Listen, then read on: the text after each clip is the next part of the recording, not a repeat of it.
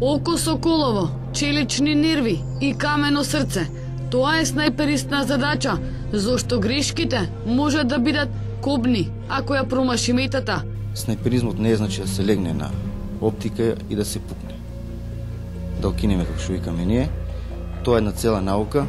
Значи сите западни држави имаат снајперски школи каде се изучува. Значи основниот снајперизам се изучува 1 година, понатаму се надоградува како специјалност полицискиот снајперизам, каде се бара хируршки прецизни погодоци.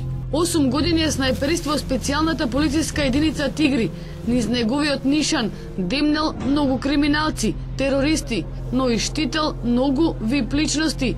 Не сакаше да открие која му била најтешката задача, но имало многу. Сме биле на позиции од 24 до 48 сати, некогаш дори и повеќе, непрекинато, значи, без да мениш положба и така, во различни временски услови, во дожд, на ниски температури, значи под нула, над 40 степени. Русија, Украина, па Македонија. Таков е редоследот на најдобрите снајперисти во светот.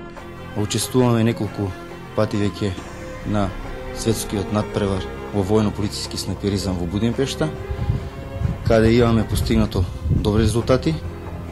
2004 година го освоивме 4-то и 5-то место, 2007 го освоивме 7-то, за разлика од ланската година 2008 го освоивме 3-то место како тим и поединечно.